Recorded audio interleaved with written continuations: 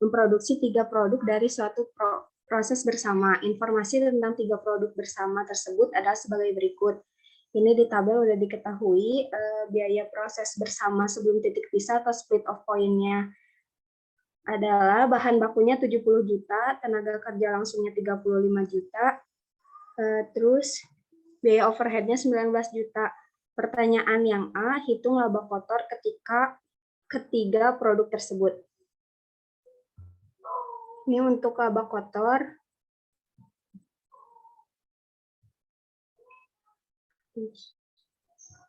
Untuk laba kotor kan ditulis dulu ya penjualan. Jadi rumus laba kotor tuh penjualan dikurangin biaya.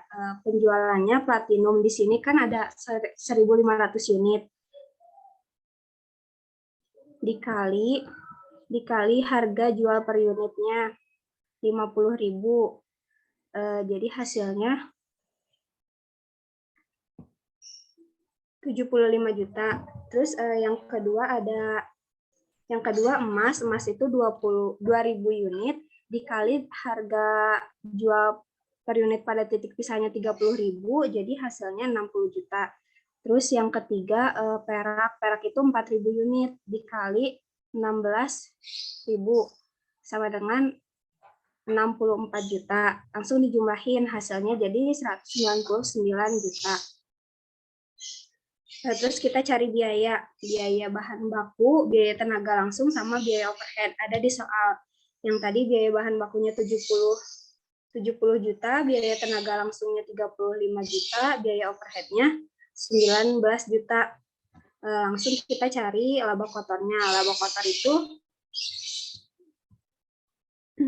penjualan dikurangin biaya.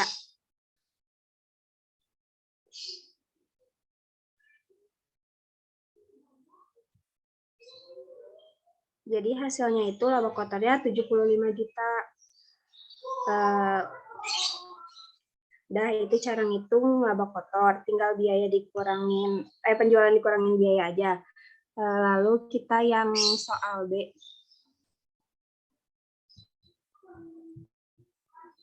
Yang B itu produk mana dari produk bersama tersebut yang seharusnya dijual pada titik pisah, jelaskan.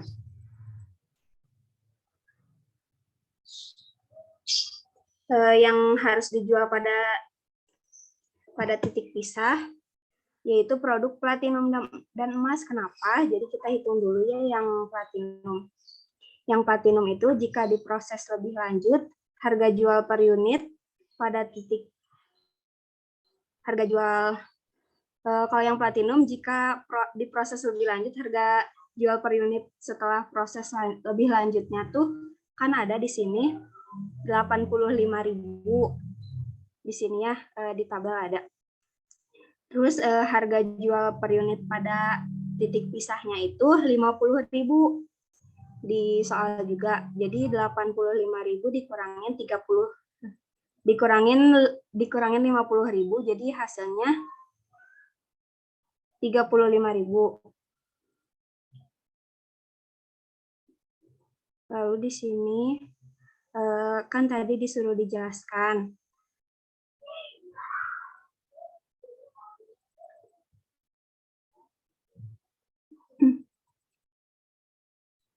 Kemudian terdapat tambahan biaya setelah titik pisah yaitu 35.000.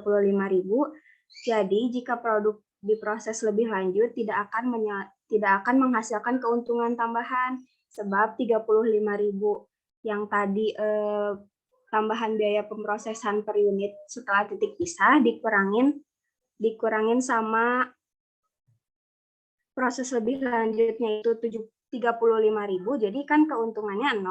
Artinya keuntungan akan tetap sama saja, jadi 35.000 yang tadi hasilnya dikali 1.500 unit itu sama dengan 52.500.000, artinya mengurangi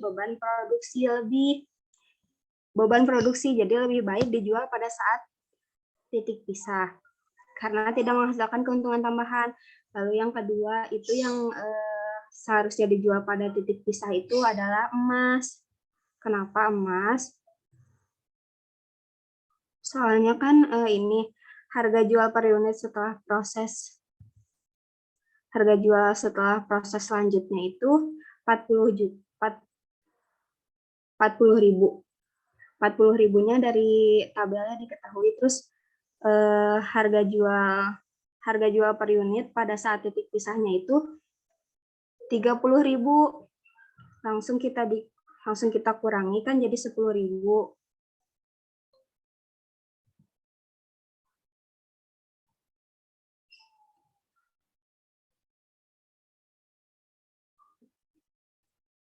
Terus ini penjelasannya. Terdapat biaya tambahan, biaya pemprosesan setelah titik pisah itu 15.000 yang tadi kita kurangin.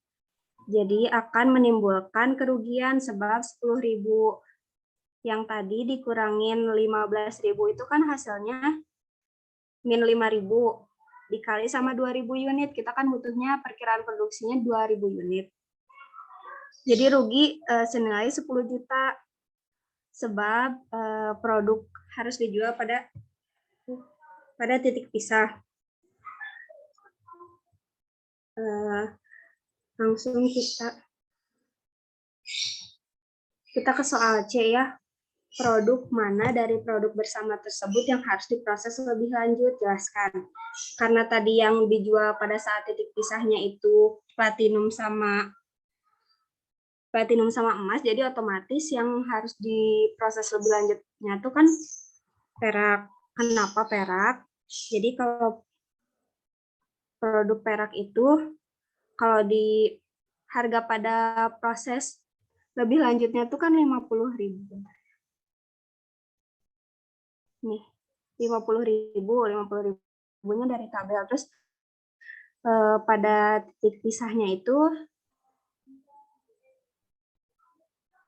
16.000, langsung kita kurangin jadi 34.000. Penjelasannya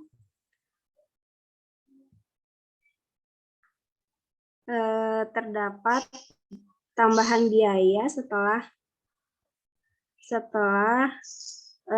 titik pisah yaitu 30.000, maka akan terdapat keuntungan senilai 34.000. Jadi 34.000 dikurangin 30.000 yang diketahui di soal, jadi kan kita punya untung 4.000. Dikali harganya kita jual 4.000 unit, jadi keuntungannya 16 juta. Jadi oleh karena itu akan memperoleh keuntungan bagi perusahaan, maka hasil produk perak tersebut akan diproses lebih lanjut. Udah, itu nomor 1. Gimana teman-teman, ada yang mau ditanyain dari nomor 1?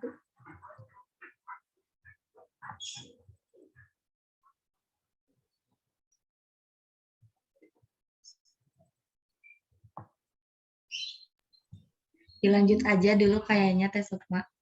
Oke. Kita lanjut ya nomor 2.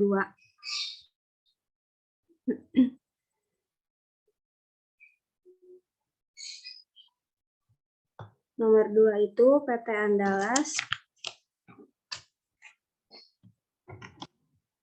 PT Andalas selama ini membeli salah satu komponen untuk produknya sebanyak 20.000 unit dengan harga 380 juta atau 19.000 per unit. Jika perusahaan membuat sendiri komponen tersebut, biaya produksinya sebagai berikut. Ini udah diketahui, ada di tabel. Yang diminta itu yang A, menurut saudara sebaiknya perusahaan membuat sendiri komponennya atau membeli dari pemasok. Kita jawab ya yang A.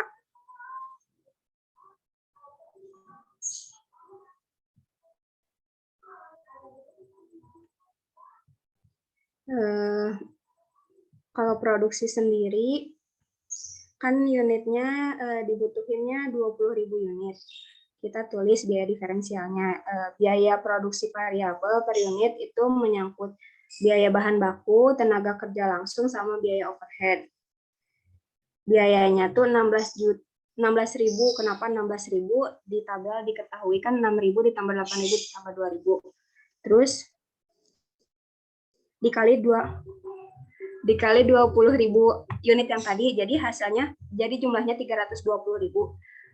Langsung kita yang kedua, biaya tetapnya meliputi gaji sama depresiasi. 4.000 dikali 20.000 unit yang tadi, jadi 80 juta kan. Langsung kita jumlahin. Unitnya 16.000 ditambah 4.000 jadi 20.000, terus jumlahnya 320 juta sama 80.000 jadi 400 juta. Jadi sebenarnya kalau buat yang biaya pemasok ini, biaya buat sendiri itu udah diketahui di soalnya, cuman ini buat membandingkan. Langsung kita cari yang dari pemasok kalau kita beli di pemasok. Jadi biaya diferensialnya itu harga beli jika membeli dari luar 19.000 unit dikali 19.000 harganya dikali 20.000 unit, jadi hasilnya 380 juta. Terus keuntungan atau penghematan dana jika beli dari pemasok, berarti kan yang tadi kalau misalnya kita bikin sama kita beli dari pemasok tuh dikurangin 20.000 dikurangin 19.000 jadi 1.000. Terus 400 juta dikurangin 380 juta itu jadi 20 juta. Udah, kita ini udah dapat dua-duanya, tinggal kesimpulannya. Jadi kesimpulannya tuh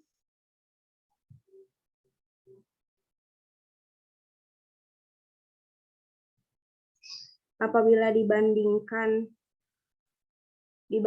dengan membuat sendiri atau membeli dari pemasok, maka keputusan membeli lebih tepat sebab perusahaan bisa menghemat 1.000 yang dari tadi dikurangin atau senilai 20 juta. Jadi 1.000 dikali 20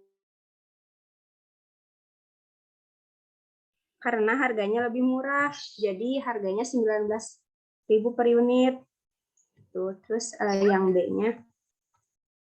Yang B-nya bila perusahaan membeli dari pemasok, berapa harga maksimum yang dapat diterima? Karena kita ini pertanyaannya harga maksimum, jadi jawabannya tuh 400 juta yang tadi dibagi 20.000 unit. Kenapa 400 juta? Dari yang jumlah yang tadi dibagi 20.000 unit yang mau kita beli. Jadi harga dari pemasok tuh biaya maksimumnya 20.000 harga pemasoknya. Gitu. Nah, kita lanjut ya soal nomor 3.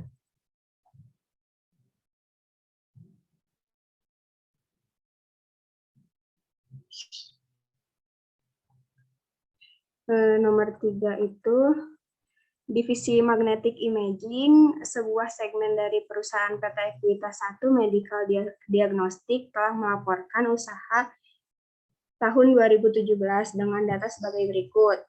Salesnya 150 juta, net operating income-nya 12 juta, average operating asetnya 50 juta.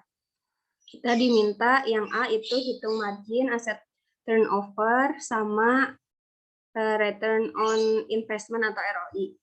Kita jawab dulu yang A ya.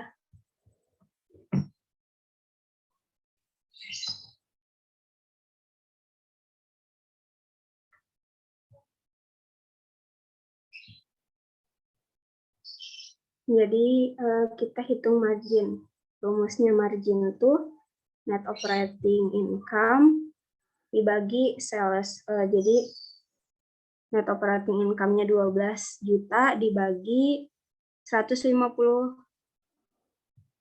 juta, hasilnya 0,08. Kalau dikepersenin jadi 8%. Sebentar ya teman-teman, lagi ada dulu.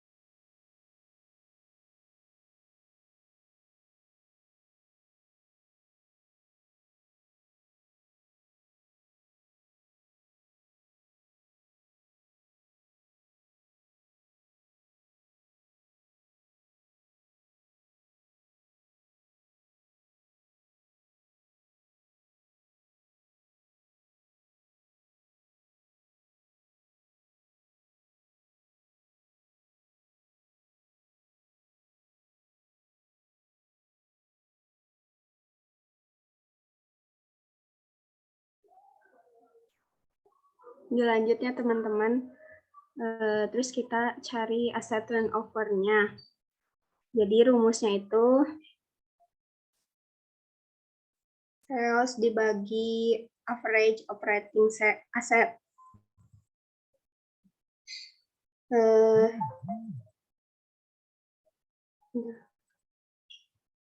150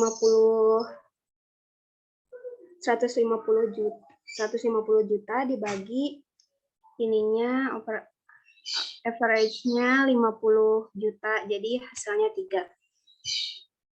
Terus kita yang kan itu, terus kita cari yang ROI-nya.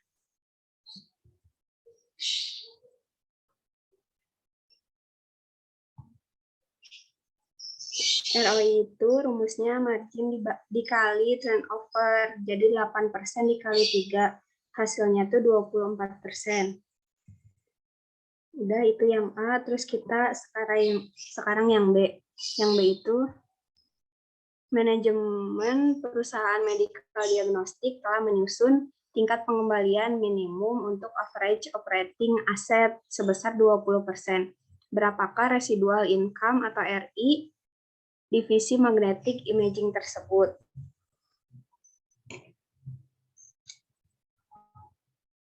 Untuk yang B,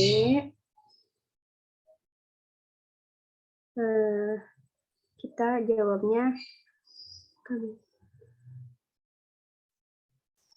net operating income-nya kan tadi 12.000. Ini 12 juta maksudnya. Ini ada kesalahan penulisannya. Terus untuk yang required minimum return-nya 20% dikali 50 juta. Kenapa 20%? Karena yang tadi di pertanyaannya menyusunnya minimumnya sebesar 20%. Jadi kan 10 juta. Tadi kan hasilnya, tadi kan yang income-nya tuh 12 juta dikurangin 10 juta, jadi hasilnya tuh 2 juta.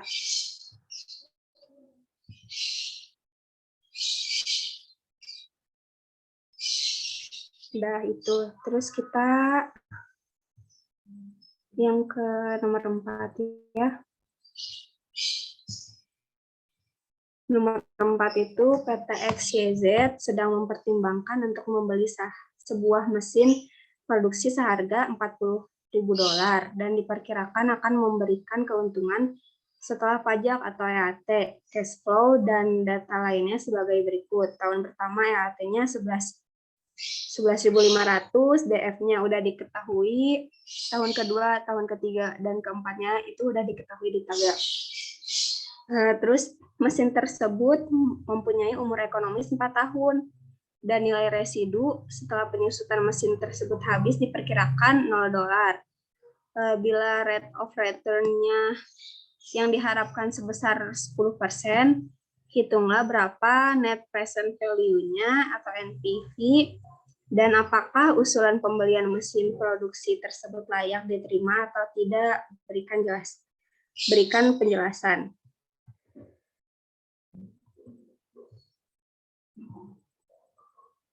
Ini untuk jawabannya. Jadi kita bikin tabel dulu. Kan kalau di soal tuh cuma EAT sama DF-nya doang kan. Tapi kalau misalnya buat di soal kita butuh penyusutan sama cash flow-nya. Pertama dimasukin dulu EAT-nya berapa sama DF-nya berapa. DF itu udah diketahui dari tabelnya ya. Untuk penyusutan.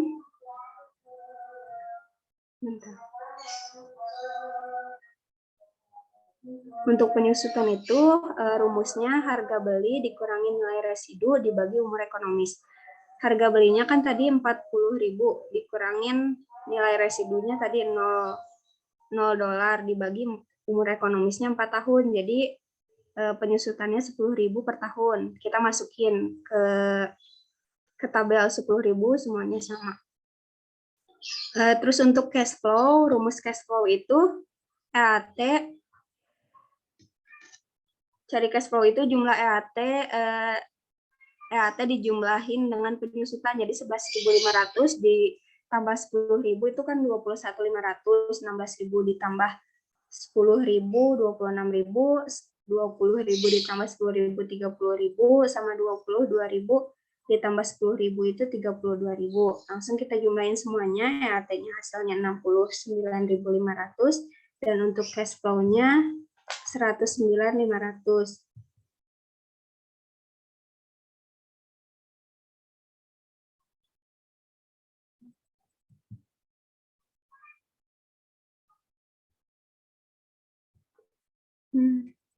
Terus kita masuk ke tabel NPV-nya. Kan tadi pertanyaannya hitunglah berapa net present value-nya.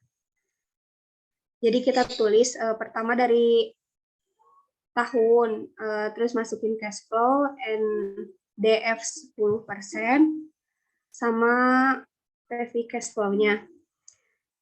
Dimulai dari tahun ke-0. Tahun ke-0 cash flow-nya tadi kan 40.000, terus DF-nya 1. Kenapa 1? Soalnya nilai residunya kan tadi 0.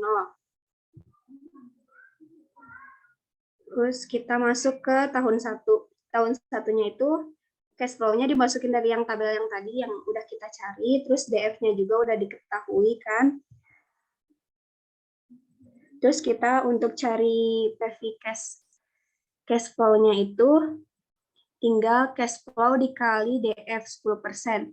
Jadi 21.500 dikali 0,909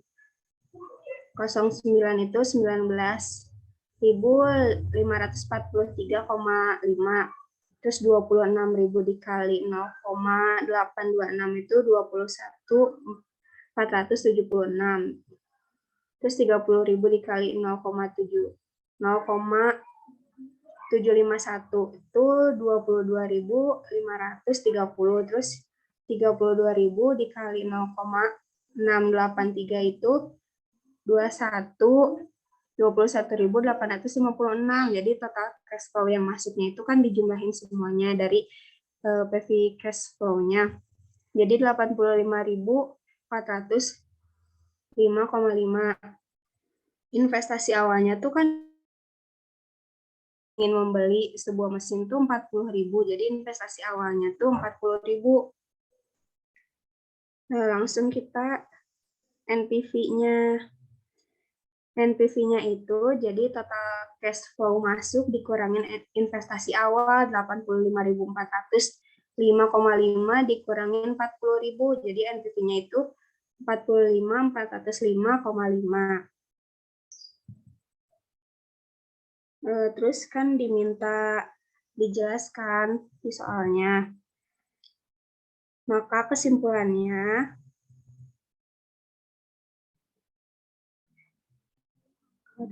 sebaiknya PT XYZ itu membeli mesin produksi tersebut sebab nilai NPV-nya positif, yaitu sebesar 45.405,5 yang tadi kita hitung. Terus NPV-nya positif berarti profitabilitas perusahaan akan baik dan keputusan membeli mesin produksi akhirnya layak untuk diterima. Jika proyek memiliki NPV positif, NPV lebih dari 0 itu maka proyek tersebut menghasilkan banyak kas dan yang dibutuhkan untuk menutupi utang dan memberikan pengembalian yang diperlukan oleh pemegang saham. Gitu teman-teman. Beres. Ada yang mau ditanyakan?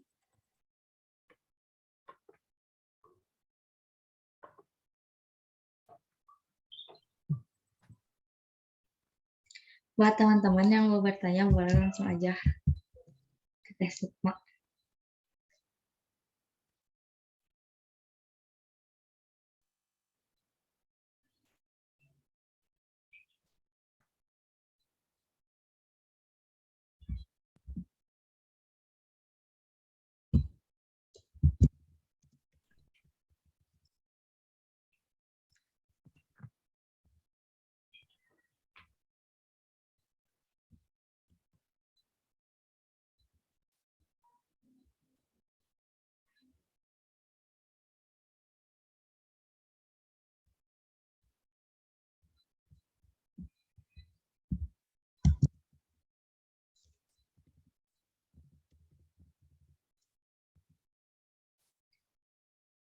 Sepertinya dirasa cukup deh